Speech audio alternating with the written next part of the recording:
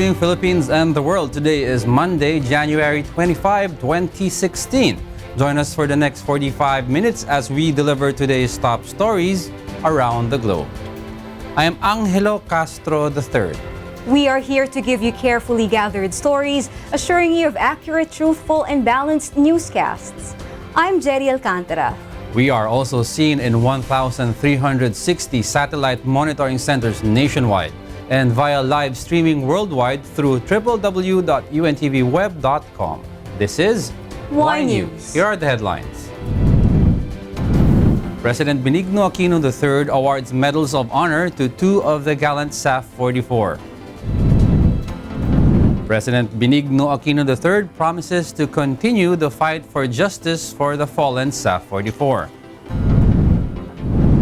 The Land Transportation, Franchising and Regulatory Board receives petitions seeking for fare cuts on Uber and Grab taxi service. The Commission on Elections presents the capabilities of the new vote counting machines. And Congress promises to try its best to pass the Bangsamoro Basic Law on February 3.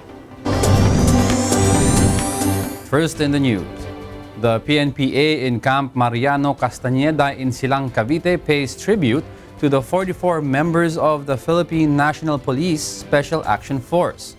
Would you tell us why, Joanano?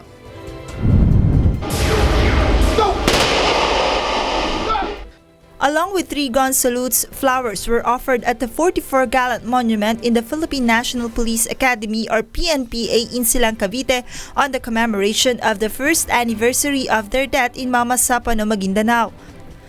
Among those who witnessed the event were former SAF Director Getulio Napeñas and retired Police Chief Superintendent Tomas Rentoy, the chairman of PNPA Alumni Association Incorporated. Rentoy said it has been a year but justice has not yet been served to the SAF 44. He believes, however, that the next administration will be able to achieve this. We know that justice at this point cannot be achieved.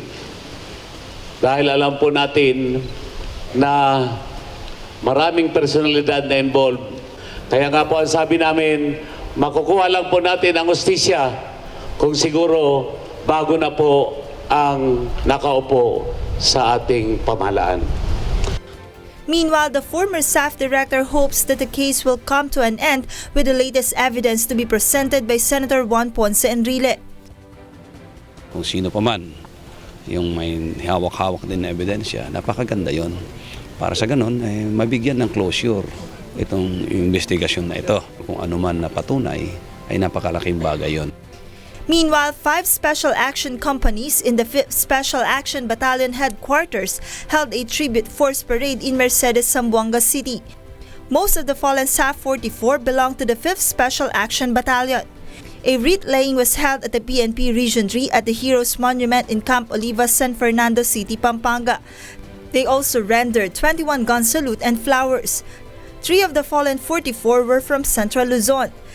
Aside from PRO3, the Police Regional Office Cordillera also commemorated the incident together with some relatives of SAF 44.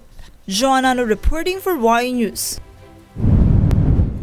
It has been a year since the gruesome incident in Mamasapano, Maguindanao.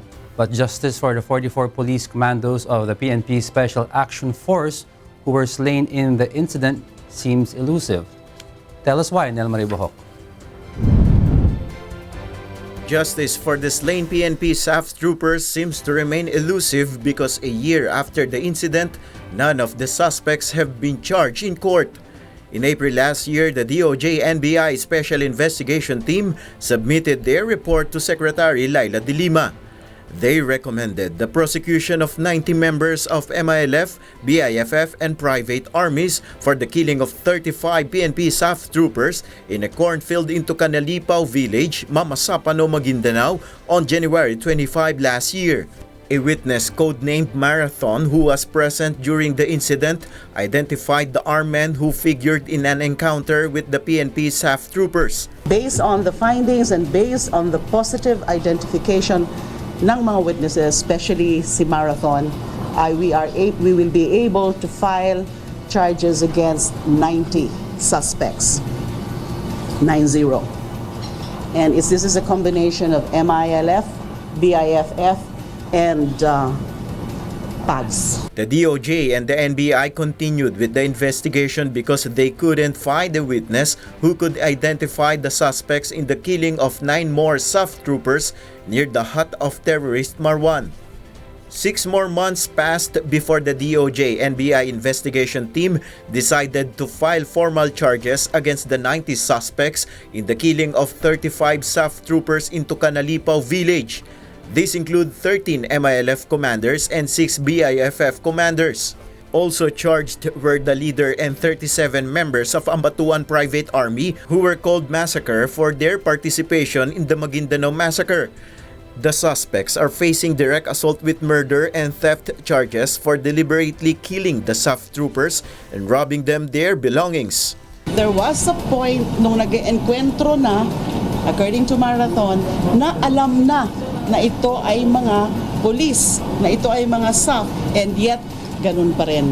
Hindi tinigilan ng pamamaril, and that is why it's direct assault. Before De Lima resigned from her office last October, she released the second part of the report of their investigation on the incident. Wala ho tayong pwedeng makasuhan at this point dahil wala ho talaga nakapag-identify dun sa mga naka-enkwentro nitong 84 Seaborne Commandos doon sa barangay Pitsandawan nung ginagawa nila yung assault dun sa hut o kinalalagyan ni Marwan. With this, the DOJ and NBI wrapped the investigation on the incident. Last November, the DOJ started the preliminary investigation of the charges. Only 4 of over 90 respondents participated in the investigation. Among them are Pendatun Utek Makakua and Lakiman Dawaling, who are thought to be MILF commanders. They denied participation in the killings of the SAF troopers and links to the rebel group. He executed the affidavit that he is not a field commander of MILF 118 Base Command Mama Sapano, Maguindanao. He continued to say, I am not even a member of MILF all my life. And he is a poor guy, poor farmer.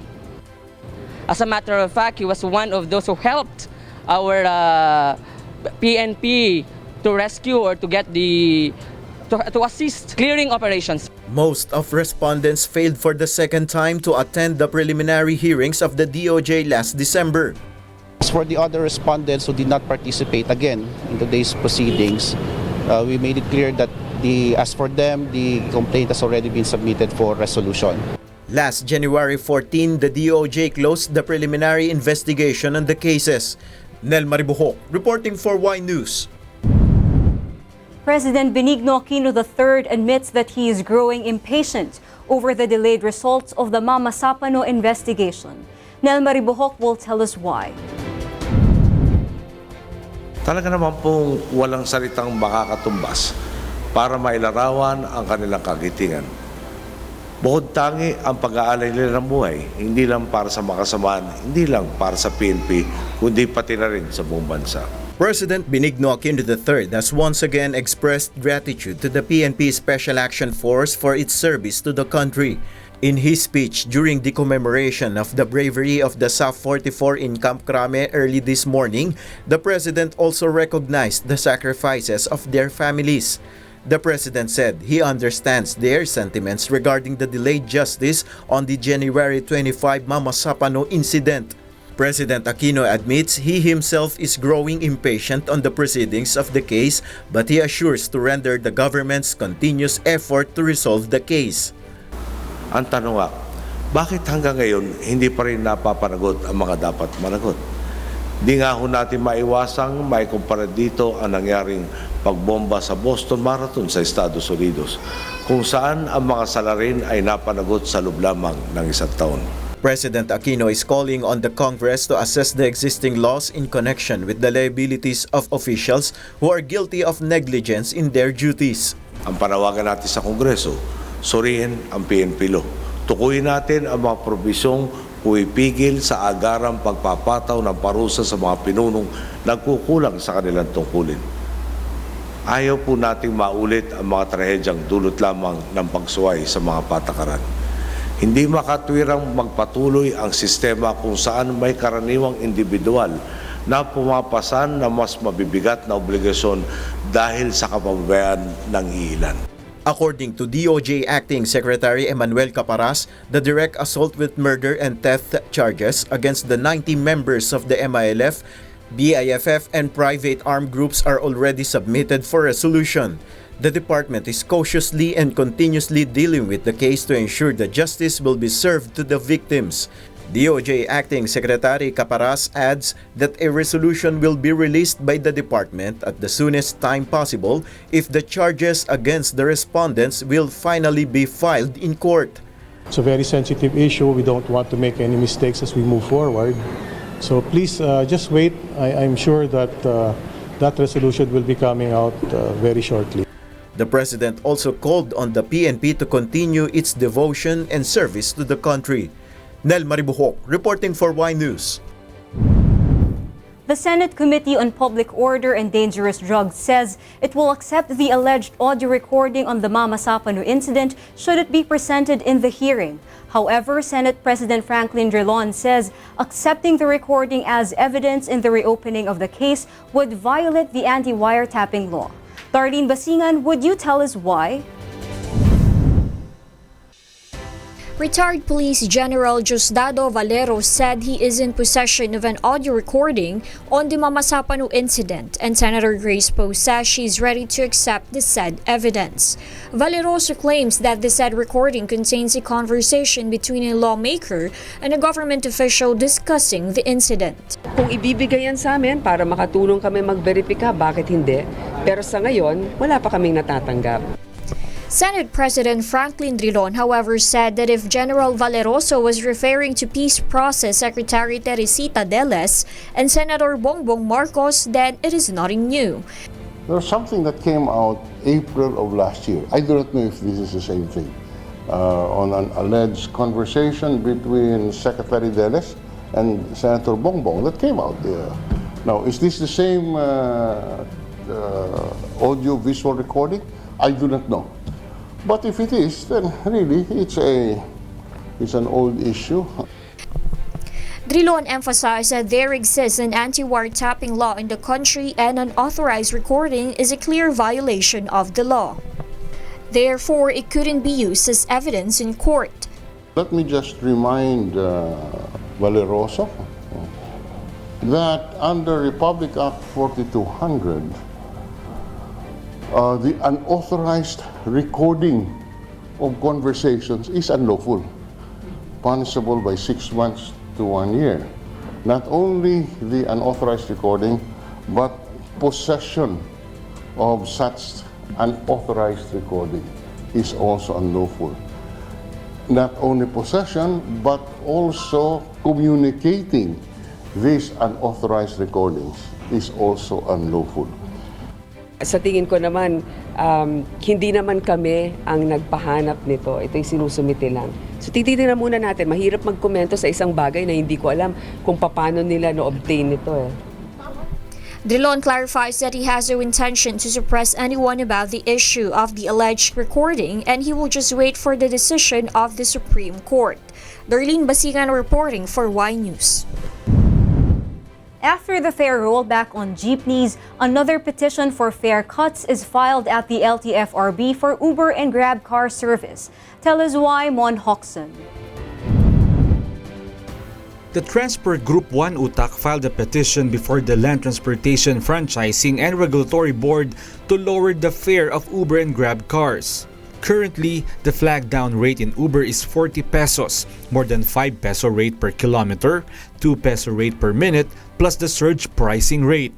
One UTAC wants to lower the base fare for Uber and Grab up to 50% and remove the surge pricing. If approved, the flag down rate for transport network vehicle will be 20 pesos. One UTAC said this will not affect the income of Uber and Grab car operators because their investment is not big compared to taxis. Because kung titingnan natin rin sa ibang bansa kung saan nag-ooperate ang Uber at Grab, kaya rin na nangyayari, no? Nagbababaan ng presyo. So siguro ayaw natin magpaiwan sa Pilipinas na kung nagbababa sa ibang bansa, dapat magbaba rin naman dito dahil sa patuloy na pagbaba ng presyo ng krudo. However, based on the DOTC department order, the adjustment of fare is set by the Transport Network Company. Ang sinasabi ng mga TNC is, ano namin yan kami ang nagsaset niyan Kayo oversight lang. So, hanggat hindi tayo nagkakaroon ng gera, hindi pa na pwedeng galawin yan. Hanggat hindi pa nagkakaroon ng abnormal sa market, hindi pa. That is because that's the department order. Richard has recently bought his car last November. He pays 22,000 per month for the vehicle. In 1 month, he earns 40,000 pesos. If he will deduct the 22,000 for the monthly payment, 6,000 for the diesel, and 2,500 for the maintenance costs, there will only be 9,000 pesos left for him.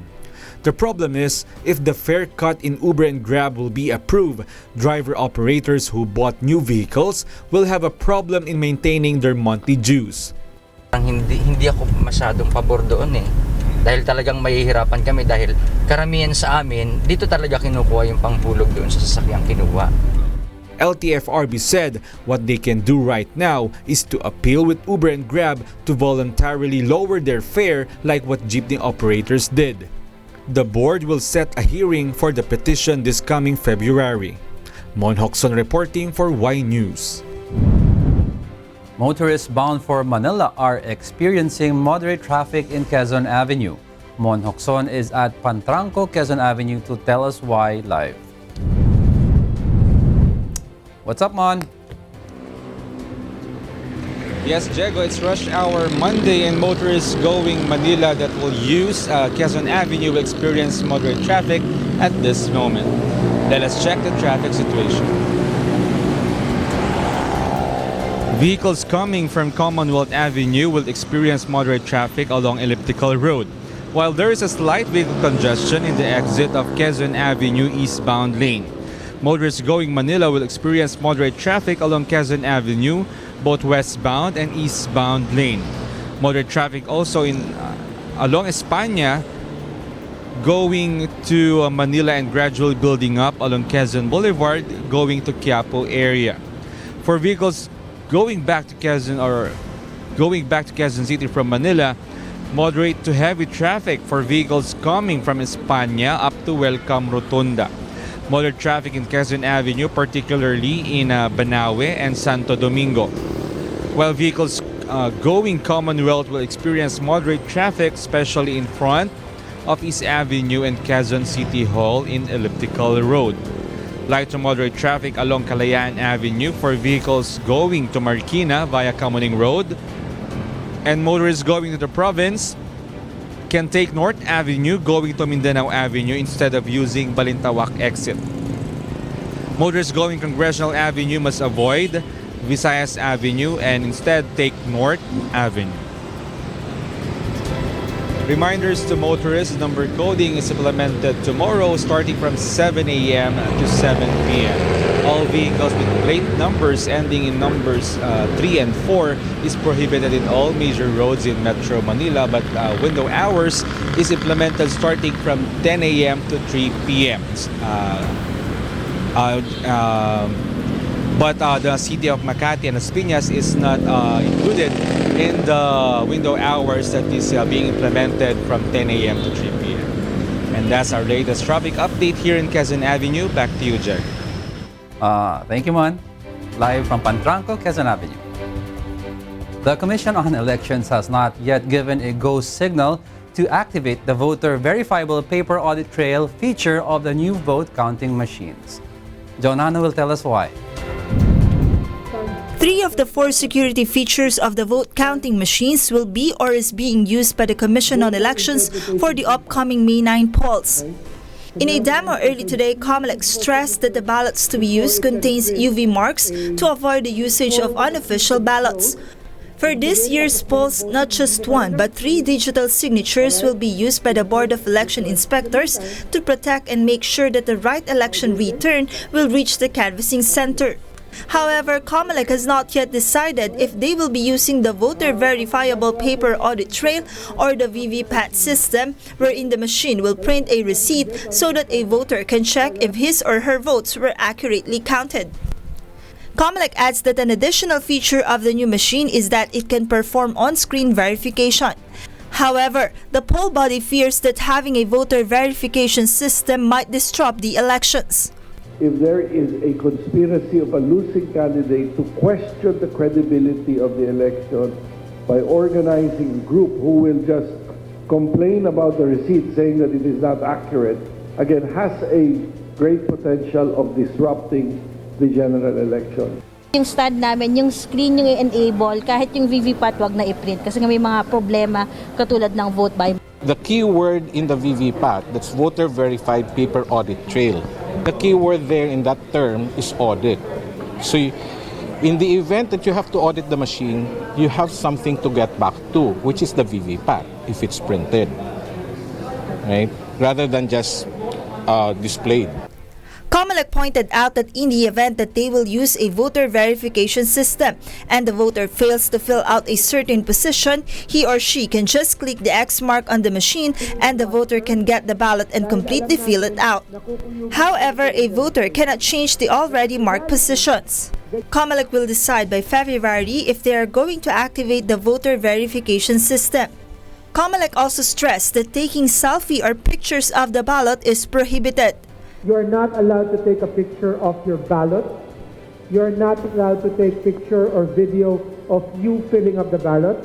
You're not allowed to take pictures of your state receipt. Okay?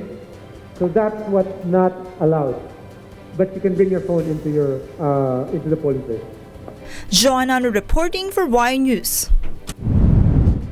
The National Grid Corporation of the Philippines is seeking for the help of the Commission on Elections amidst the recent incidents of transmission tower bombings in Mindanao. Victor Cosare will tell us why. Recent bombings of transmission towers in Mindanao are now a growing concern for the Commission on Elections, especially that elections is just a few months away. Today, COMELEC met with the National Grid Corporation of the Philippines or NGCP, Armed Forces of the Philippines, Philippine National Police, Department of the Interior and Local Government, and the Department of Energy. Authorities assured the poll body that the bombing incidents are not election-related, neither are they acts of terrorism. Apparently, there are issues involving right-of-way, yung compensation ng mga landowners for their land being used. No? Pangalawa, baka daw may mga disgruntled employees na separate at hindi nabayaran ng tama. However, the National Grid Corporation is asking for the assistance of the poll body to direct the AFP and PNP, being their deputies, to provide security so that NGCP personnel will be able to penetrate the areas where the towers are located and repairs can already be conducted. This will ensure that the problem on the stability of power supply can be addressed and that the reoccurrence of the incident will be prevented. Pero napaka-importante ritong tumulong ay ang mga lokal na pamahalaan, yung mga local leaders natin na kailangan din na umalalay sa ating law enforcement agencies para ma-address itong problemang ito. The poll chief was assured by NGCP that once repairs has commenced, it can be finished in 2 weeks' time. Authorities are also looking at considering the affected locations as areas of concern. Meanwhile, COMELEC and Twitter signed a memorandum of agreement early today. Twitter will be helping COMELEC during the presidential and vice presidential debates by providing a venue for a greater participation of the electorate. The said social media may also serve as a channel to report to COMELEC violations of election laws.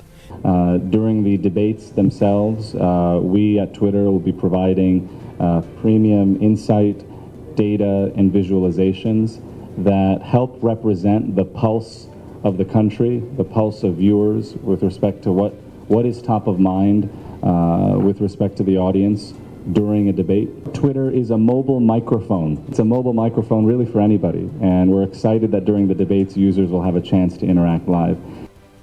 Yung sumbong ko, noong 2013 ginawa na natin yan, and basically ang nangyari, nagpapadala ng picture yung publiko, and then yun ang vini-verify natin. Victor Cosare reporting for Y News. The House of Representatives will try to pass the basic law for the Bangsamoro Autonomous Region during the last session day on February 3. Grace Casin will tell us why. The House of Representatives has only 6 days left to tackle important bills under the 16th Congress. The House will adjourn on February 3 and some congressmen will be busy once the campaign period starts on February 9. That is why, for the last time, Ad hoc Committee Chairman Rufus Rodriguez appeals to his colleagues to be present during session for them to have a quorum. This is for the House to continue the discussions on the basic law for the Bangsamoro Autonomous Region, or BLBAR, or commonly known as BBL. Rodriguez wants to tackle the BBL from 4 in the afternoon to until midnight day so that they can pass it on February 3, which is the last session day.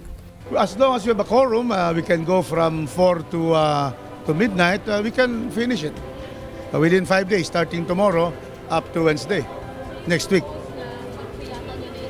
Yes, that is my proposal. The quorum stays. Not only do we request our colleagues to be present at 4 o'clock to have the quorum. 40 provisions were deleted in the original version of the BBL. This includes the establishment of the Bangsamoro Police, creation of COA, COMELEC, Civil Service Commission and Ombudsman in the Bangsamoro Autonomous Region. That these are the contentious issues which brought about the opposition to the bill. Wala na lahat yan. They have already been removed. But according to Magdalo Party List Representative Gerry Alejano, the House should not fast-track the passage of the BBL, especially since many questions are still hanging on the death of the 44 members of the PNP staff. And because of the Mama Sapano incident, the sincerity of the MILF is now being questioned. He added that if the BBL will be passed, it is one way of saying that government is rewarding the MILF instead of filing cases against their members on the death of the staff troopers. Parang complacent ang ating gobyerno sa paghanap ng hustisya sa SAF 44. Actually, wala pa tayong nakitang kasong final talaga. And yet, nagkukumahog tayong lahat na ipasa ang BBL. But the leader of the House is optimistic that they can pass the BBL despite these oppositions. When you have almost 300 members, mahirap na magsabing yes, no, basta ako, I remain hopeful. Ad hoc Committee Chairman Rufus Rodriguez had asked the leadership of the House of Representatives to refrain from discussing the basic law for the Bangsamoro Autonomous Region in the plenary session today. This is to pay due respect for the fallen 44 members of the PNP Special Action Force. Grace Casin reporting for Y News. The Armed Forces of the Philippines claims that they are innocent in the recent killing of a 15-year-old lumad. Tell us why, Joey Domingo. The Armed Forces of the Philippines has finally broken its silence over the killing of a 15-year-old lumad in northern Mindanao last week. According to an organization called Save Our Schools Movement, he was killed by a military soldier, which the victim's grandfather denied. Colonel Ricardo Nepomuceno said the teenager was a civilian who was engaged in a tribal war, not in an encounter between the military and the New People's Army. Yung 15-year-old na namatay is a collateral damage because of a pangayaw or yung tribal war which was instigated by the NPA. Nepomuceno stressed that the military has no participation in the killing. In fact, the tribe pointed on the New People's Army as the group responsible for the murder. Nepomuceno cited tribal leader Dato Lumansag Sibugan's statement during their conversation with the military. Sabi niya, we are in a resolution of the Municipal Tribal Council, they were requesting that they be allowed to take cognizance of the situation. Gusto nilang i-handle ito on their own because it is a killing of a lumad by another lumad. And they attested also na walang involvement dito yung ating sundalo or yung kafgu. And at the same time, he ended up saying that they're also declaring a pangayaw on the NPAs who committed yung murder kay Donato. Pangayaw is a form of war declaration of a tribe against another group, may it be against another tribe or other armed groups such as the NPA. From Davao City, Joey Domingo reporting for Y News. Two international organizations have urged the Philippine government to invest more on child nutrition. Darlene Basingan will tell us why. The latest Global Nutrition Report says the Philippines has seen slow reductions in malnutrition. An estimated 3.4 million Filipino children are undernourished or stunted, according to the report. The Philippine stunting rate is very similar to the Cambodian stunting rate, and yet the Philippines is a much wealthier country than Cambodia. The International Food Policy Research Institute, or IFPRI, and UNICEF note that stunting is linked to significant loss in children's IQ points, 4.6% lower chances of schooling, and 50% less earnings in their adulthood. Economic estimates also show that up to 3% of gross domestic product in the Philippines every year is lost due to malnutrition. The IFPRI and UNICEF say the slow reduction in malnutrition should prompt the Philippine government to act on the problem at once and thus invest more on child nutrition. The groups believe that strong political commitment is so important to reduce the rates, something they said other emerging markets like India have already done. They also encourage proper authorities to intervene proper care and nutrition in every child's first 1,000 days of life.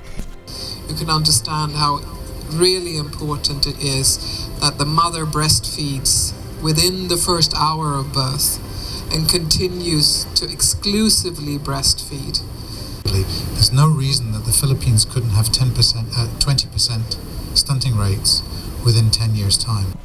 The Philippine Health Department meanwhile noted that collaboration among various government agencies in terms of addressing malnutrition are currently ongoing. So the Department of Health together with other agencies are collaborating with each other because we believe that the problem on malnutrition is not one factor only, caused by one factor only. These are caused by several factors, and each of these agencies that I've enumerated have their own activities to contribute to solve this malnutrition. The National Nutrition Council, or NNC, also explains programs addressing malnutrition are now being created, like the Early Childhood Care and Development Intervention Package, which will focus on maternal and young child health, among others. The government policymaking body further noted that the latest report will be used as basis for the completion of the Philippine Action Plan for Nutrition for the years 2017 to 2022. The IFPRI and UNICEF, as well as the Health Department, also called on the next administration to make child nutrition a priority agenda and scale up proven interventions and investments that would help make the country reduce malnutrition rates at a faster pace. Darlene Basingan reporting for Y News. Y News will be right back.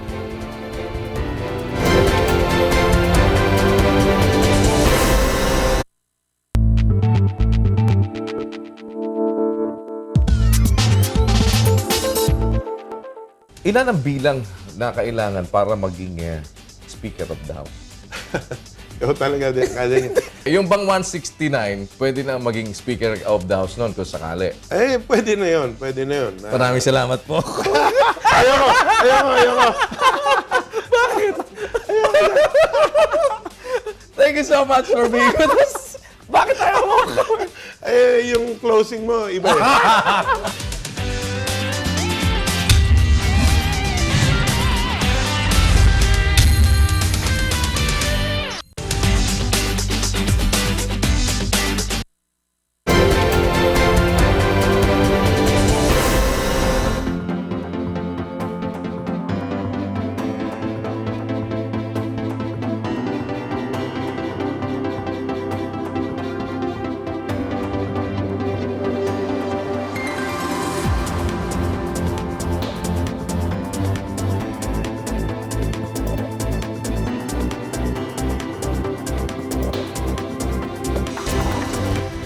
Pag-asa employees start their protest against the repealing of RA 8439 or the Magna Carta for science and technology workers in the government. Tell us why, Monhokson.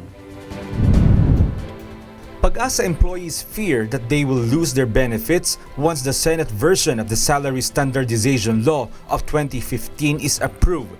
Philippine Weathermen Employees Association President Mon Agustin says that repealing of RA 8439 was not included in the lower house version, but it is in the Senate version which the upper house passed. Pag-asa employees said that if the Senate version will be passed by the Congress, they might lose more than half of their basic pay. 17 taon po namin pinaglaban upang masama po sa ang nasabing Magna Carta for Workers ng Pag-asa. Pero ngayon po ay biglang aalisin sa amin kaya kami po ay nangangamba na ito'y magdudulot ng economic disaster po sa lahat ng empleyado. Magna Carta benefits for science and technology workers include hazard pay, longevity pay, and subsistence allowance. For instance, an employee who has worked for 30 years receives a basic pay of 34,000 a month. 13,000 will be taken off of his monthly benefits should the Magna Carta is removed. The group said there is a possibility that more employees, especially forecasters, will resign. Last year, 2 of their senior weather specialists left the country to work abroad. If totally ma-scrap ang nasabing Republic Act, ay maaari pong mga kalahati ng workforce namin baka mawala. And even baka maging extinct na po ang Pag-asa. Presidential Communications Operations Office Secretary Sunny Coloma said their benefits will not be removed, but the DBM shall determine the conditions and rates in the grant of these benefits based on the Joint Resolution Number 4 or the Salary Standardization Law 3. Mon Hokson reporting for Y News.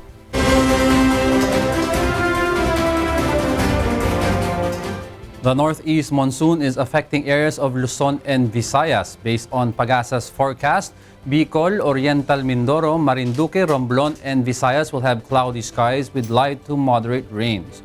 Light rains is also expected over Cagayan Valley, Cordillera, Aurora, Rizal, and Quezon, while isolated light rains will prevail over Metro Manila and the rest of Luzon. Mindanao will have partly cloudy to cloudy skies with isolated rain showers and thunderstorms. Small fishing vessels and sea crafts are not allowed to venture in the seaboards of Luzon and eastern Visayas due to high waves that may reach up to 5 meters.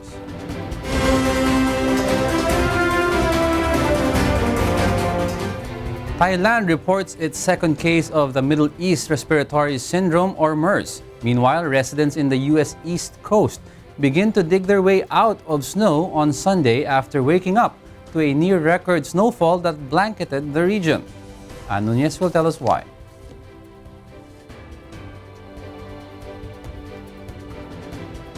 A U.S. snowstorm in the northeast of the United States has climbed to more than 20.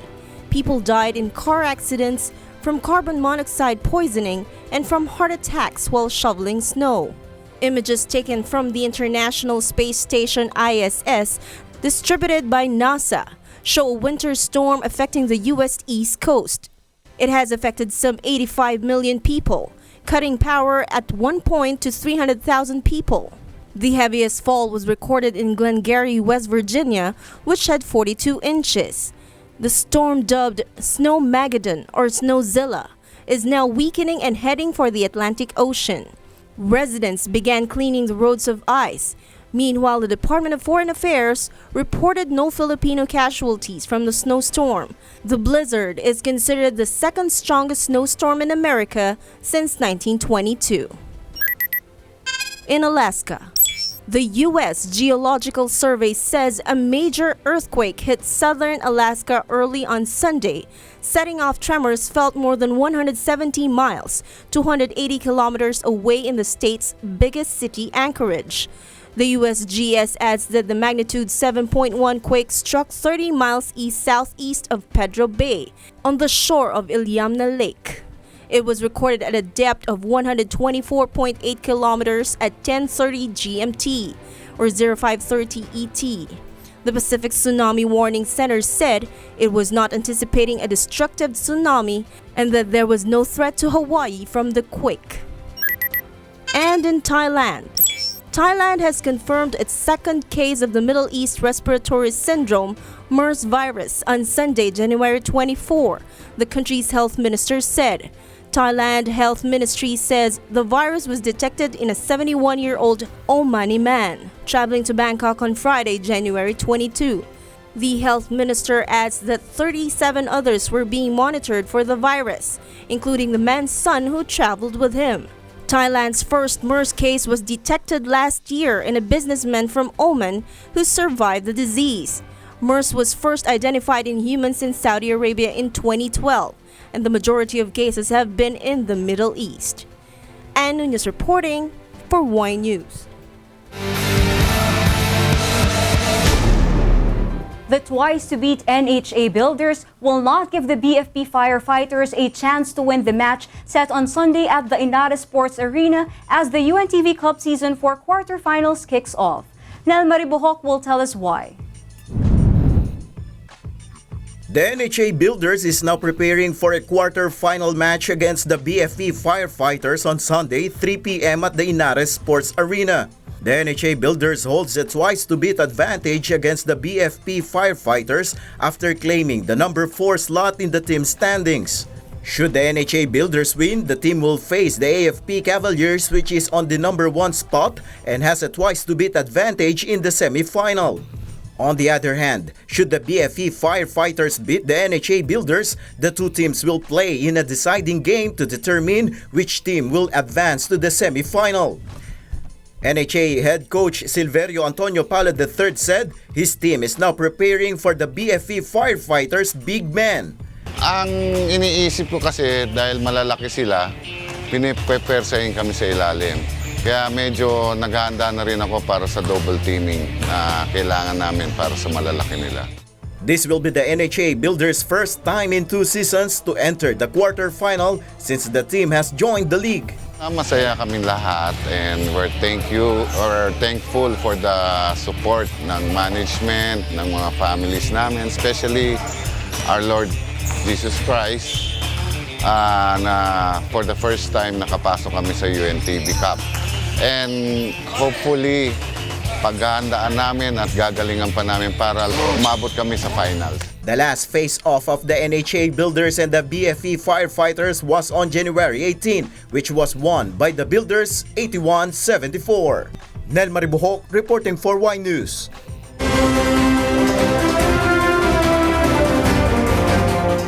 Pia Alonso-Wurtzbach focuses on campaigning for HIV awareness during her term as Miss Universe. Precious Ong will tell us why. The drastic spread of HIV all over the world has been alarming for the World Health community and for Miss Universe title holder Pia Alonso-Wurtzbach. As I go through my year, I'll still be talking about it, doing activities related to it, and learning more about it as well. So this is something to look forward to as I go through my year. Miss Universe Pia Alonso-Wurtzbach strives to attain her desire to propagate awareness on HIV, or human immunodeficiency virus. Pia says this will be one that she will focus on once she returns to the USA. Working with Binibini for many years, we have activities where we go join organizations and we learn about it. So I felt like, why is there so much stigma? Like it feels like people are afraid to talk about it, to interact with somebody who has it. So what made me interested is because it's so easy to avoid it or to educate people, but somehow nothing, or there's still a lot to be done. So that's why that really interests me. The beauty queen is set to join a public HIV testing to show that there is nothing to be ashamed of. I will have myself tested in New York. It will be a public testing, and then so that I can show everybody how easy it is to do and how important it is, and hopefully many people are going to follow suit, and I hope that this can help, kahit konti, it can help even just a little bit with taking out that stigma. HIV causes AIDS, or the acute immunodeficiency syndrome, and attacks the immune system, which causes a person to become more prone to various sicknesses. Precious Ong reporting for Y News. Those are the reasons behind the news. January 25, 2016. I'm Angelo Castro III.